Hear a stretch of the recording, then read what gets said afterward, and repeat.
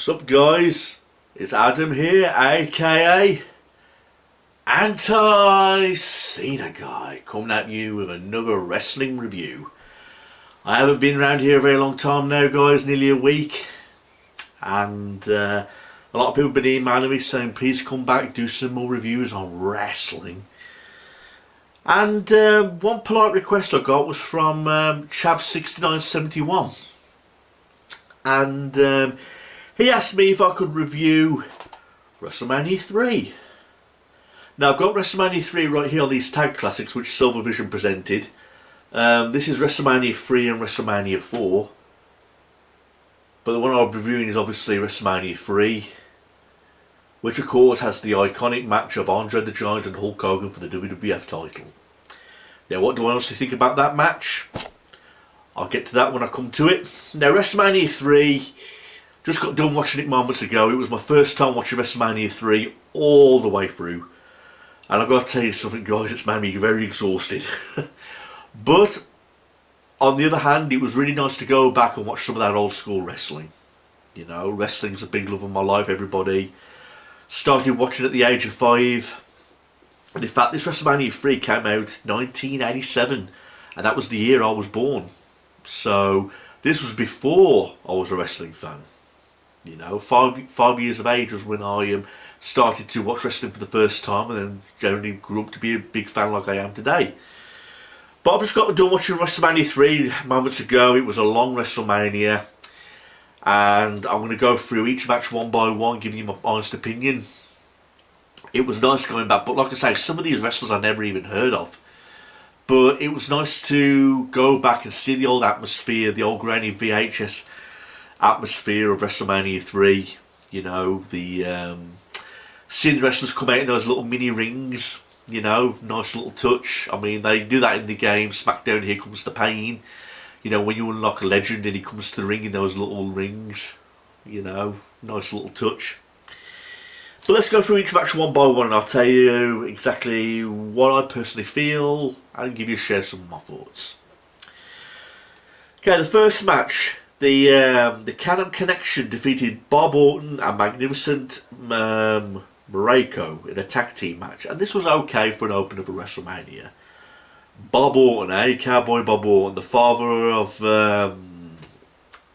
was it the father or the grandfather of Randy Orton? I'm pretty sure it was the father. You know, Cowboy Bob Orton teaming up with Magnificent Muraco, and they lost the match to the Can-Am Connection.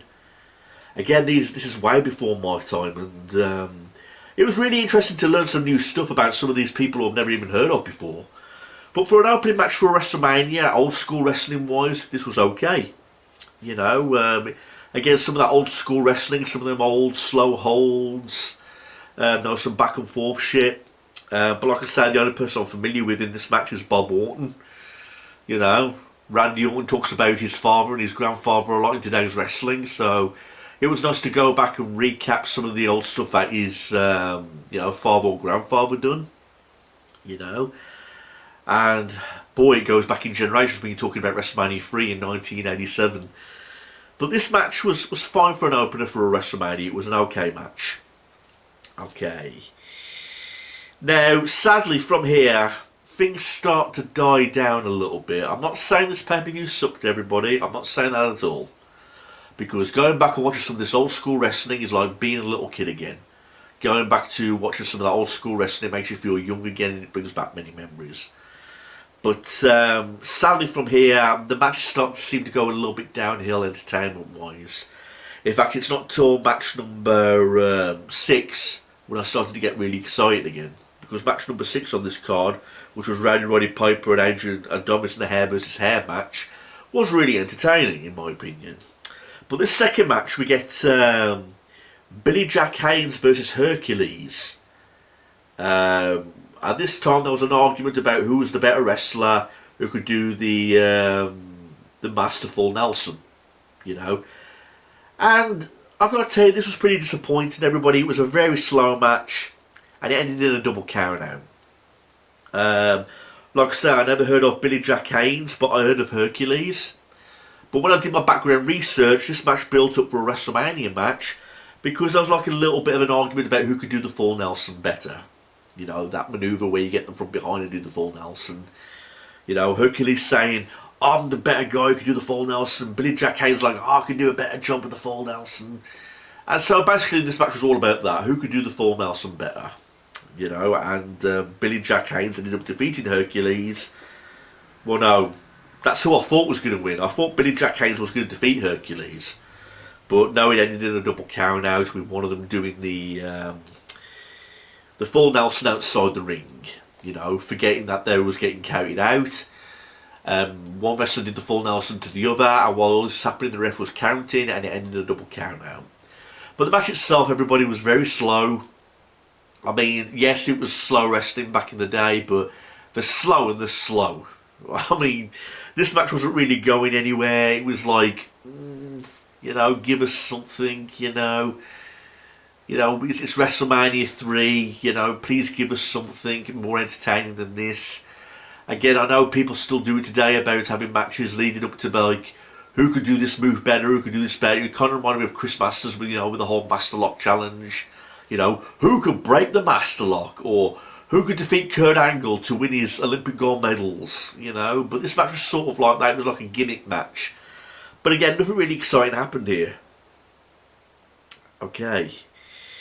Now, this match, Hillbilly Jim, Hayate Kid and Little Beaver defeated King Kong Bundy, Little Tokyo and Lord Littlebrook. Brokey's got a funny name. By disqualification. And again, Hillbilly Jim, did he really win anything in the WWE? I know he's an unlockable character in SmackDown Here Comes the Pain, you know, and he's a Hall of Famer now. But I can't really remember him doing anything in his career. I mean, many of you would say, yes, he got a victory in this match by disqualification because King Kong Bundy did an elbow drop to one of the midgets. You know, because in this match we had that strict rule about if there's a midget in the ring, another midget's got to enter the ring. If it's a big guy, another big guy's got to enter the ring. Well, in the end, King Kong Bundy was like, fuck it. And he did an elbow drop to one of the midgets, hence him getting disqualified. Now, I can't understand why King Kong Bundy was in a match like this. I mean, I like King Kong Bundy. You know, I think he's a pretty underrated wrestler. I mean, he was good for a wrestler for his size. You know, he was a big guy. And the rant I've got here is that on WrestleMania 2, he fought Hulk Hogan in the main event. So what was he doing?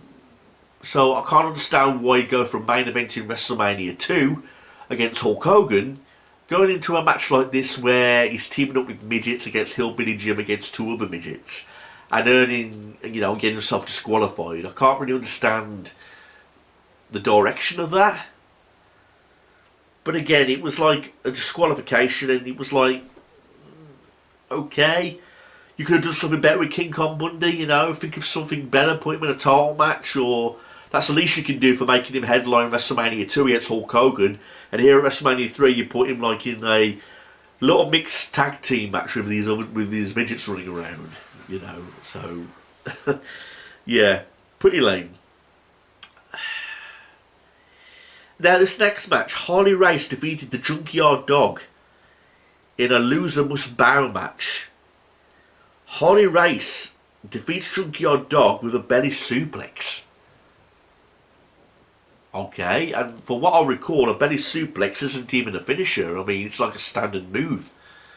And it wasn't Harley Race's finisher either, but he somehow defeated the Junkyard Dog with a belly-to-belly suplex in this.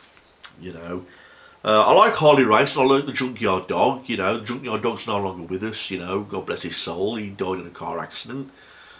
But you know, this was like a loser must bow match. You know, where the loser must bow down to the winner. That was the stipulation. But the ending was kind of lame in this. I mean, for a finisher, a belly-to-belly suplex, it's not even a finisher. You think to yourself, come on, it's WrestleMania, you know, give us something, you know what I mean?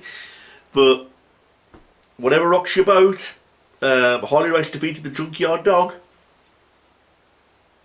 Now this fifth match was set up. I couldn't understand why this match was entirely set up.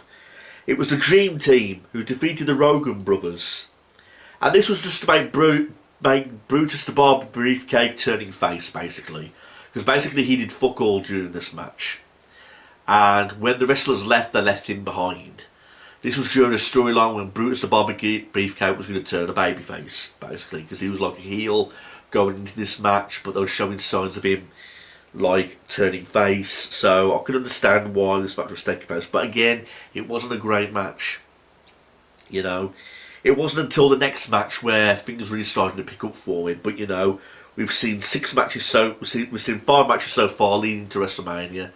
And I've got to say, the only best match so far is the first match, the opener, with Bob Orton losing with his tag team partner. The rest, like Billy Haynes and Hercules ending a double count out, and then we get a disqualification following that match, and then we get a loser must bow match with a belly to belly finish straight after that, and after that we have like the whole setup of Brutus Barber Beefcake turning babyface. You think to yourself, these are some weird fucking setups, you know what I mean, for a WrestleMania match card. But this is where things start to pick up. I'll have to say the second half of this night was possibly the best time for it to start picking up, because the 6th match, Roddy Piper defeated Adrian Adonis in a hair versus hair match, and this was a fun match. I enjoyed seeing Roddy Piper doing his funny antics, dancing around with the mirror. Of course, he won. But this was supposed to be Roddy Piper's last match because he was going to go and do movies. And I look back on the build-up for this match. Adrian Adonis had this show that was taking over Piper's Pit. You know, and this led to their hair versus hair match. And it was a fun match. We even got made for the safe Jimmy Hart to get involved in this match. You know, so Adrian Adonis thought he defeated Roddy Piper with a sleeper. He thought he won the match, but then Roddy Piper reversed it, put him in the sleeper, and eventually choked him out. And you know, he was dancing around with the mirror. You know, everyone was having a blast, and he just goes to show what kind of a great entertainer Roddy Piper was. You know, God bless his soul, he's no longer with us either. Yeah, but I've met Roddy Piper, and I watched him wrestle live. He's a great entertainer, and I really miss the guy. But this was a hair versus hair match, you know, and it was a fun little match. Okay. Now, the next match, Danny Davis and the Hart Foundation defeated Tito Santana and the British Bulldogs. And this basically was all about hatred towards the referee, because the Hart Foundation was teaming up with referee Danny Davis, and the crowd absolutely fucking despised this referee. I mean, each time the British Bulldogs were getting their hands on Danny Davis, you know, punching him, the crowd was going like ape shit, like more, more, more. So it was all about the hatred heading towards Danny Davis, you know, in this match. But I like the Hart Foundation. It was Bret Hart and Jim the Amber Hart versus the British Bulldogs, David Boy Smith and the Dynamite Kid. And I love both of these teams deeply. I love the Hart Foundation. I love the British Bulldogs.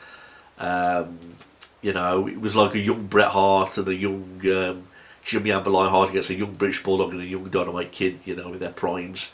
And it was a nice little match to see, you know, and good enough tag team match. But again, it was all about towards the referee hate. It was all about entertainment of the referee, who the crowd really hated, getting his ass kicked, basically. So, fun little tag team match. Okay, the 8th match, Butch Reed defeated Coco Beware in 3 minutes. And again, I've got no argument with Coco Beware's performance in this. I mean, he's a Hall of Famer now as well. In fact, he got inducted into the Hall of Fame not too long ago, and we all know what Coco Beware was famous for bringing a parrot down to the ring. But he was a jobber for most of his career, you know, despite him being a really great athlete. You know, and I thought some of his moves, like his drop kicks and all that, were really impressive in this match against Butch Reed.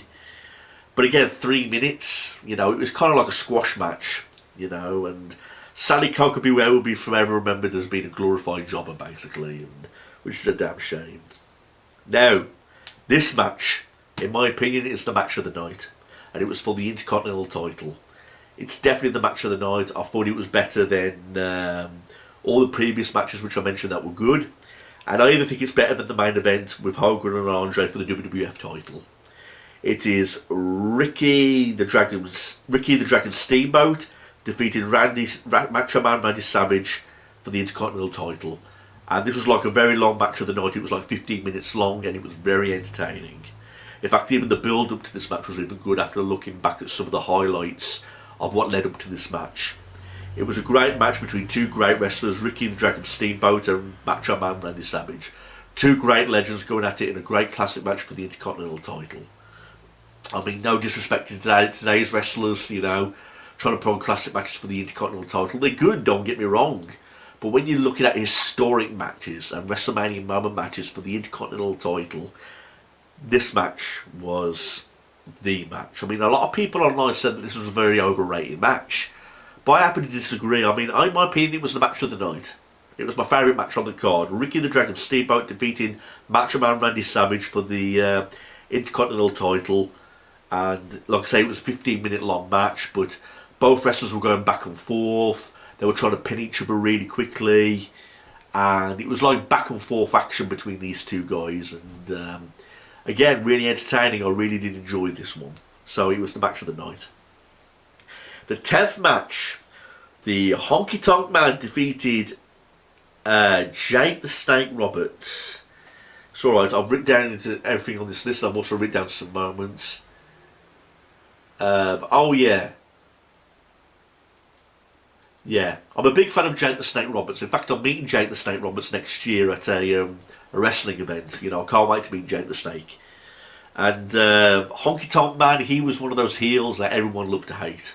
The Elvis Presley, you know, wannabe. You know what I mean? But I was kind of disappointed that Honky Tonk Man defeated Jake the Snake Roberts. I mean, I like both guys. But again, to see a major heel like Honky Tonk Man defeat Jake the Snake Roberts was kind of disappointing.